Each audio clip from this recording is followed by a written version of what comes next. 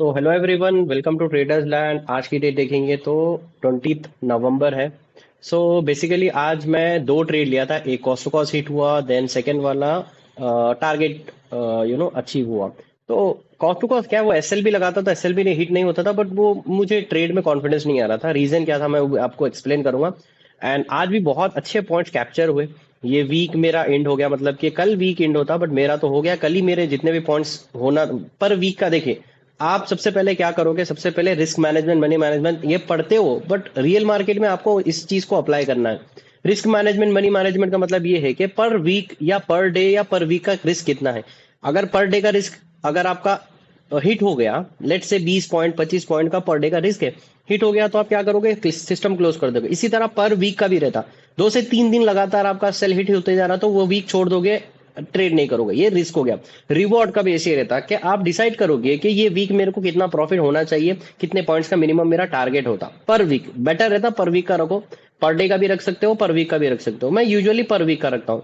तो बहुत ही मतलब कि रेयर सिनेरियो होता है, मतलब मंथ में 2 मंथ्स में एक बार या मंथ मंथ में एक वीक ऐसा होता है जो कि 2 से 3 दिन, कभी कभार मार्केट अच्छा मूवमेंट करा तो 2 से 3 दिन में जो वीकली जो टारगेट होता वो अचीव हो जाता। तो इसके अंदर देखेंगे आप, मेरा 3 दिन बहुत अच्छा गया। 3 दिन में मेरा वीकली टारगेट अचीव हो गया, जो मेरे जितने पॉइंट्स कैप्चर होना रहता पर वीक के लिए वो अचीव हो गए। फिर भी मैं कल मैं ट्रेड किया था, मतलब कि कल भी ट्रेड किया था और आज भी ट्रेड किया था, मतलब कल ही अचीव हो गया था, आज ट्रेड करा क्योंकि आज अपॉर्चुनिटी बहुत अच्छी थी, इस वजह से इसके अंदर ट्रेड करा। मैं ट्रेड का लॉजिक बताऊंगा, बहुत ही सिंपल ट्रेड था। प्राइस एक्शन अगर आप फॉलो करेंगे तो बहुत ही सिंपल प्राइस एक्शन था आज। बहुत से मतलब कि स्पेशली आज ऑप्शन सेलर का पैसा बना होगा, ना कि ऑप्शन बायर। जितने लोग ऑप्शन बाय करके बैठे होंगे उन लोग का आज थीटा डीके की वजह से बहुत ज्यादा बड़ा लॉस होगा। चलिए आज का एनालिसिस शुरू करते हैं। अगर चैनल पे नहीं हो तो प्लीज सब्सक्राइब कर लो एंड ठीक है, एंड लाइक कर दो वीडियो को। तो सबसे पहले देखेंगे मार्केट क्या ओपन, कहां पर ओपन हो। गैप अप ओपनिंग हुई। मैं एसटीबीटी बीटीएसटी छोड़ दिया भाई, बहुत दिन हो गया मैं छोड़ के, बहुत ही कॉन्फिडेंस रहा तभी मैं एसटीबीटी करता हूं। कल कॉन्फिडेंस था मेरे को, कल आज गैप अप खुलेगा क्योंकि जो हिसाब से प्राइस एक्शन, ये रेंज जो था, मार्केट रेंज ब्रेक करके मार्केट गैप अप खुला था, तो ऑब्वियसली एक्सपेक्ट था, बट मैं रिस्क लेना नहीं चाह रहा था क्योंकि राउंड लेवल था एंड वीक अच्छा गया था। तो इस वजह से साइकोलॉजी इफेक्ट होगी। अगर 30 से 40 50 पॉइंट भी गैप डाउन खुला तो मूवमेंट फास्ट आएगा दोनों, क्यों रिस्क लूं, इस वजह से मैं रिस्क नहीं लिया था। अदरवाइज मैं रिस्क ले लेता था सर। ठीक है, गैप अप खुला, गैप अप खुलने के बाद ऐसा बड़ा बड़ा गैप अप नहीं खुला जो लोग बाय करे थे। एग्जांपल के तौर पर अगर देखेंगे, अगर आप पुट शॉर्ट करते थे तो कितना मतलब कि कितने पॉइंट्स मिलते थे, अगर आप देखेंगे, देखो ये वाली कैंडल में आप अगर कल एसटीबीटी ले गए थे तो 185 पे मार्केट क्लोज करा, ये वाली स्पाइक जो है ना आपको निकाल देती है, बस टेंशन नहीं हमारे। अगर होल्ड आप उतना डेयरिंग रखते तो मिल जाते थे 30 पॉइंट बमुश्किल आपको, 20 से 30 पॉइंट आपको मिल जाते थे ये गैप अप में। ठीक है, एंड उसके बाद देखेंगे क्या हुआ। उसके बाद सिंपल है, मैं एरिया फाइंड आउट किया था, लिक्विडिटी एरिया मेरे लिए ये था। मार्केट मैं एक्सपेक्ट कर रहा था कि ये गैप फिल करे मार्केट, देन ये लोगों के स्टॉप लॉस उड़ाए, 26,000 के पास नियर बाई लिक्विडिटी ले, देन उसके बाद बड़ा मूव करे ऊपर से 26,250। बट मार्केट क्या किया, प्रीवियस डे के क्लोजिंग के पास से रिजेक्शन बना के ऊपर चला गया। ठीक है, तो यहां पर मेरे हिसाब, मतलब as per my analysis, I am not saying कि जो लोग यहां पर बाय करे वो गलत है, बट आप एक दिन का व्यू बनाओगे, आपकी खुद की एनालिसिस रहेगी, आपका खुद का प्लान रहेगा। तो मेरा प्लान ये था, तो ये प्लान के हिसाब से मार्केट वहां पर नहीं आया तो मैं अवॉइड किया। मैं वेट किया कि ये रेंज मार्केट किस तरह से ब्रेक करेगा। मार्केट ब्रेकआउट करा, कंसोलिडेशन किया। कंसोलिडेशन करने के बाद में अगर आप देखेंगे तो फर्स्ट ट्रेड मैं क्या किया था, यहां पर लिया था। हालांकि कंफर्मेशन नहीं था मेरे लिए, बट यहां पर ट्रेड लिया था। मार्केट मेरे फेवर में वन कैंडल बनाया, जैसे ही रेड कैंडल बनी मैं कॉस्ट टू कॉस्ट निकल गया, जैसे कि आप यहां पर देख सकते हैं। कॉन्फिडेंस नहीं था मेरे को ये ट्रेड में, took the entry exerted cost, ये दिख रहा आपको। एंट्री लिया, जैसे ही ग्रीन कैंडल बनी मेरे अगेंस्ट में 120 पे शॉर्ट किया था, 120 पे निकल गया। मैं एक्सपेक्ट कर रहा था कि भाई यहां पर क्या करेगी, बायर्स को मार्केट ट्रैप करेगी, ट्रैप करके एक डीप पुल बैक लेगी, समझ लो आप, जहां पर लिक्विडिटी ज्यादा है डीप पुल बैक लेगी, यहां पर से करेक्शन करेगी। बट क्या हुआ, जैसे ही रेड कैंडल बनी यहां पर स्ट्रॉन्ग अगेन रिजेक्शन कैंडल बनी, तो ये अपॉर्चुनिटी मिली थी मेरे को। अपॉर्चुनिटी तुरंत ही अपॉर्चुनिटी मिलती कि क्या मैं ट्रेड लिया, बिल्कुल लिया। यहां पर अगर आप देखेंगे तो बहुत ही जबरदस्त अपॉर्चुनिटी मिली। मैं शॉर्ट किया था ऑलमोस्ट, अगर आप देखेंगे तो कितने पे शॉर्ट किया था, अगर आप देखेंगे तो 118 पे शॉर्ट किया था मैं।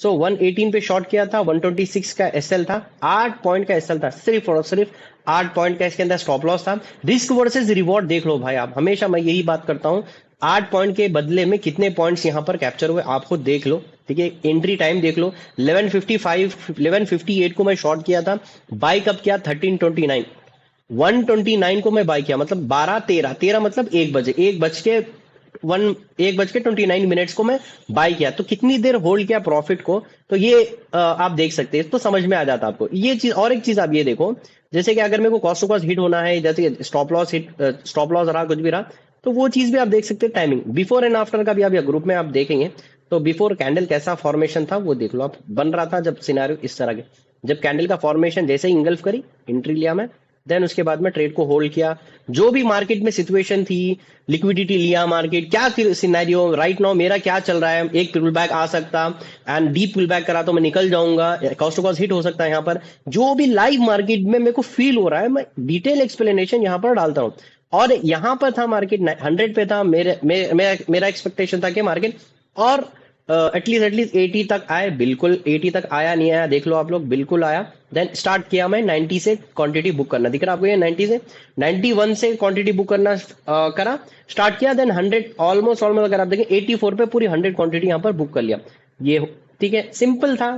गैप अप खुला मार्केट, यहां से लिक्विडिटी लिया, ब्रेकआउट किया, कंसोलिडेट किया, फेक ब्रेकडाउन बताया, बेरिश कैंडल बना के फेक ब्रेकडाउन बताया, बहुत से लोग यहाँ पर पुट बाय करे होंगे, उन लोग को ट्रैप किया मार्केट, देन उसके बाद में बूम बड़ा मूव आ गया।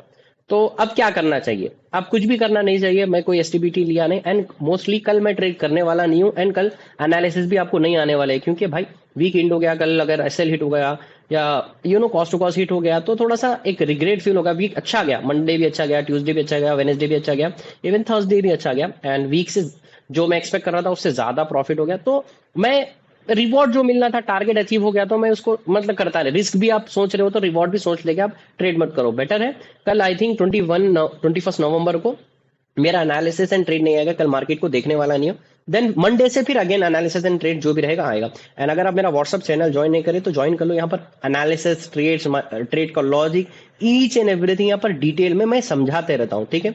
सो अगर यूट्यूब पे दिख रहे हो तो प्लीज सब्सक्राइब कर लो, ताकि आने वाले फ्यूचर में जो मेरे ट्रेड्स है, एनालिसिस है एंड पीएनएल है, जैसे कि अब 20 है एंड नवंबर, अगर ये नवंबर नेक्स्ट वीक मंडे से स्टार्ट हुआ, मंडे ट्यूसडे मतलब कि होपफुली नवंबर 3 दिसंबर 1 को मैं मेरा जो भी रहेगा पीएनएल प्रूफ जो भी आपको बताऊंगा वो आप चेक कर सकते हैं ग्रुप में। So thank you so much.